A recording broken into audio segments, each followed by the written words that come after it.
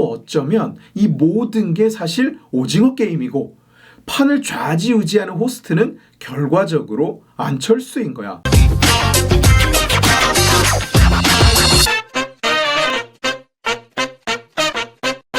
결국 안철수 씨가 또 출마 선언을 했는데 이거에 대해서 형은 어떻게 생각해?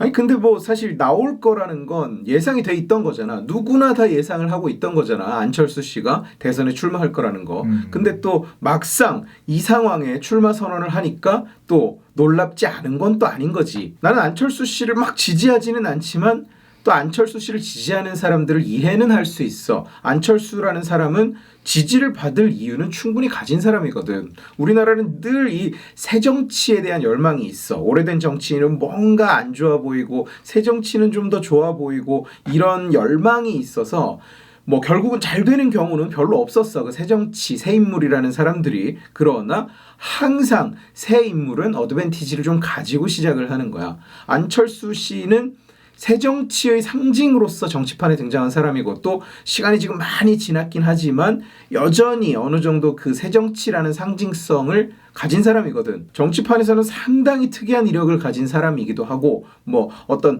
선명한 정치인으로서의 비전이나 존재감을 보여준 적은 사실 한 번도 없어. 근데 그래도 여전히 안철수가 새정치를 해줄 것이다 이렇게 기대하는 사람들이 있는 것은 부인하기 어려운 사실인 거지. 그러나 그게 안철수 씨 본인이 정치판에서 시기나 기회를 잘 타왔느냐의 여부와는 전혀 별개의 문제야. 안철수 씨는 정치 입문 후에 지금까지 모든 선택을 잘못해온 사람이야. 항상 중대 기로에서 잘못된 선택을 해왔어. 사실 거의 잘못된 선택만 해왔어. 출마를 하지 말아야 할 때 출마하고 출마해야 할 때는 출마하지 않고 양보를 해야 할 때는 양보하지 않고 양보하지 말아야 할 때 양보하고 가져갔어야 하는 이미지는 버려버렸고 절대 만들지 말았어야 하는 이미지를 만들었고 합류해야 할 곳에 합류하지 않았고 대신 합류하지 말아야 할 곳에 합류를 했고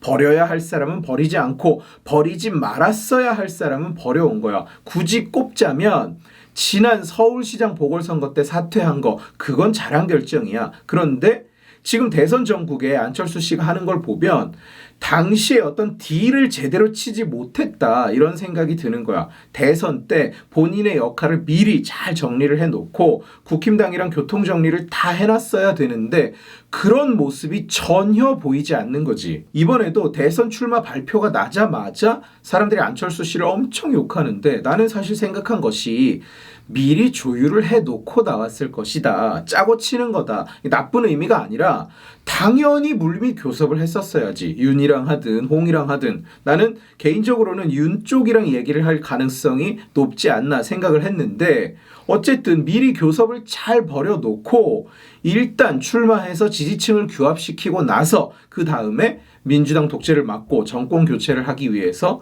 대승적 차원에서 합치겠다 이렇게 발표를 하면 모양도 좋고 명분도 좋잖아. 지금까지는 사실 안철수 씨의 정치 행보가 호남에 치중해버리는 바람에 광역 정치인에서 지역 정치인으로 전락해버린 감이 있었는데 범야권을 형성하려니까 야권이랑 호남의 관계가 좋지가 않잖아. 그러니까 결국 이럴 수도 없고 저럴 수도 없는 상황이었어. 그런데 지금은 명분이 좋지. 자한당만은 안 된다. 국힘당만은 안 된다. 이런 풍조에서 이제 민주당만은 안 된다. 짝대기를 꼽아도 문재인이나 이재명보다 낫다. 이런 트렌드로 지금 분위기가 바뀌었기 때문에 정권 교체를 위해서 힘을 합쳐야 한다라고 말할 명분이 생겼다는 거지. 어차피 실질적으로 본인이 나와서 대통령이 될 확률이 없다는 건 잘 알 테고 이럴 때 노릴 수 있는 수는 실리 전략이다. 당연히 판을 다 짜놓고 나왔을 것이다. 나는 이렇게 기대했던 거야. 안철수 씨가 62년생이거든. 아직 상대적으로 젊어. 그래서 이쪽이랑 통합만 잘하면 앞으로도 기회는 더 있단 말이야. 아니 그런데 안철수 씨가 단일화는 없다고 선언을 해버렸잖아. 그러니까 그게 어떤 정치인들이 의뢰하는 말 있잖아. 나는 꼭 완주한다. 통합 없다. 이런 얘기라고 보기엔 안철수 씨의 정치 인생이 너무 뭐랄까 철수로 점철돼 있었어. 출마했다가 빠지고 나간다고 했다가 빠지고 떨어지고 나서 외국 가고 이런 일이 너무 많았던 거야. 다른 정치인들이 단일화는 없다 이렇게 선언을 하고 나서 그리고 나서 단일화를 하면 대승적으로 양보를 했나 보다. 큰 결심했다. 선당 후사의 자세다. 이렇게 보통 생각이 되잖아. 근데 안철수 씨가 저렇게 이야기를 하고 난 뒤에 단일화를 하면 역시 이번에도 그럴 줄 알았다. 이번에도 간만 보고 빠진다. 이런 비판이 나올 수밖에 없는 상황이야. 그게 안타깝게도 안철수 씨 본인이 만든 본인의 이미지야. 진짜로 단일화를 할 생각이 없다면 정말로 끝까지 그저 완주를 하겠다. 나는 안철수 말대로 제1야당 국힘당이 나한테로 들어오면 받아준다. 아니면 나는 완주하겠다. 이게 진심이라면 대체 왜 전에도 서울시장 선거도 덕분에 깽판이 났고 지난 대선도 깽판이 났는데 왜 또 깽판을 친다는 거지? 지금 상황은 본인이 완주를 하면 깽판이라고밖에 표현할 길이 없는데 무슨 생각이냐는 거지. 제1야당이 자기한테 단일화를 해라. 제1야당이 왜 제1야당인데 이게 무슨 가나다 순이냐? 아니잖아. 본인이 이번에 대통령이 진짜 대통령이 될 거라고 착각하는 게 아닌 다음에야 판을 깨자는 것밖에 더 되나. 정의당의 심상정도 완주를 선언했는데 심상정도 저쪽에 똑같은 영향을 주는 거 아닌가? 심상정도 안철수랑 동일하게 비판받아야 하나? 좋은 질문인데 심상정이랑 안철수는 사실 굉장히 다르거든. 심상정을 지지하는 사람들은 사실 정해져 있어. 민주당보다 더 좌측을 지지하는 사람들, 노동계의 일원들, 이런 사람들이야. 그러니까 심상정은 그리고 정의당은 정치판에서 매니아만 보는 영화, 골수 팬만 듣는 음악 이런 위치인 거야.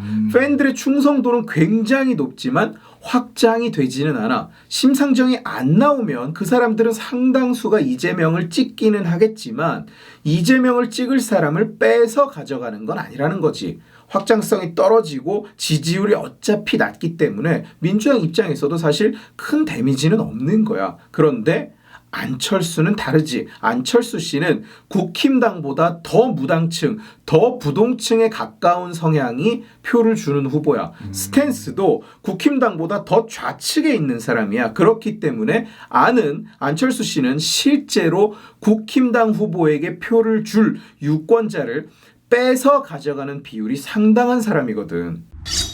국힘당의 이준석 대표는 유독 안철수 씨한테 강경하게 구는데 그치, 말도 좀 그 이유가 뭘까?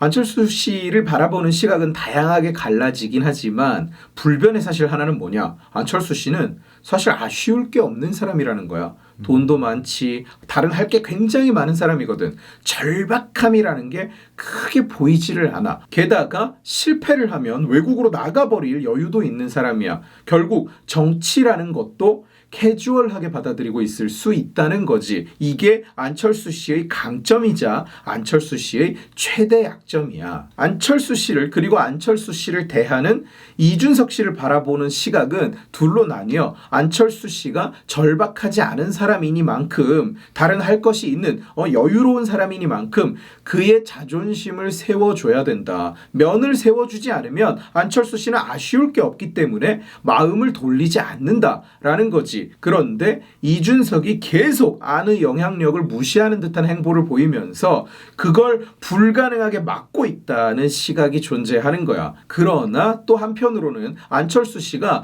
절박하지 않기 때문에 그 마음을 돌리려면 너무나 많은 것을 양보해야 한다. 아쉬울 게 없으니까. 그런 희생을 치르느니 등을 돌리는 것이 낫다. 아예 이런 시각도 있어. 실제로 안철수 씨가 말하는 걸 보면 제1야당이 자기한테 들어와서 통합을 하라 이런 식의 시각을 보여주니까 조인트 벤처를 세우는데 한 회사는 100억 원을 내고 한 회사는 1억 원을 내면서 지분을 1대1로 가져간다. 심지어 적게 낸 회사가 더 많이 가져간다. 이건 누가 봐도 이상한 거야. 1억을 내는 회사가 그걸 요구하면 100억을 내는 회사는 그걸 받아들여야 하나 아니면 파토를 내야 되나. 이거 쉽게 답할 수가 없는 문제거든. 캐스팅 보트를 쥐고 있다는 지위를 이용해서 과도한 요구를 하는 건 솔직히 협치가 아니라 그냥 알박기지. 그래서 정답은 뭐냐? 나도 모르지. 지금 시점에서는 사실 누구도 알 수 없지. 결국 통합을 해서 성공을 하느냐, 아니면 통합을 했는데도 실패를 하느냐, 아니면 통합 안 하고 그냥 성공을 하느냐, 알 수 없는 거야. 그러나 끌려다니기 시작하면 사실 한도 끝도 없지. 이준석 씨 입장도 이해가 가지 않는 건 아니야. 지난 대선에도 안철수 씨가 표를 갈라서 가져갔는데 이번에도 만약에 안철수 씨가 갈라먹은 표가 정권 유지에 결정적인 역할을 했다? 이러면 안철수 씨 본인 입장에서도 너무나 큰 대역죄를 지은 게 되는 게 아닌가? 안철수 씨가 단일화를 안 하고 정말 끝까지 달려서 결국 전처럼 또 표를 갈라먹고 그리고 졌다. 결국 졌다. 이런 상황이 오면 사실 본인도 부담이야. 아마 정치 바닥에서 다시는 중요한 역할을 기대할 수 없을 거야. 의원은 뭐 몇 번 더 해먹을지 모르지만 이번처럼 감정이입이 심한 대선에서 그런 역할을 했다는 걸 국민들이 기억하는 한 입지가 무의미해질 거라고 봐야지. 다시는 얼굴을 못 내밀 거야. 본인 입장에서도 그런 상황은 리스크야. 아예 뭐 그냥 저쪽으로 넘어가서 성공한 트로이 목마 뭐 이런 대접을 받으면서 산다면 모를까. 그런데 또 안철수 씨가 완전히 그런 성격은 아닌 것 같거든. 그냥 얼굴에 철판을 깔고 배신을 때려버리는 그런 성격은 아니란 말이지. 본인도 만약 정말로 누군가와 물밑 소통을 이미 하고 있는 게 아니라면 마음이 굉장히 복잡하지 않겠나 지금. 반면에 또 어쩌면 이 모든 게 사실 오징어 게임이고 판을 좌지우지하는 호스트는 결과적으로 안철수인 거야. 본인이 가진 캐스팅 보트를 사용해서 아수라를 왕으로 만들고 대한민국을 찢어버리겠다.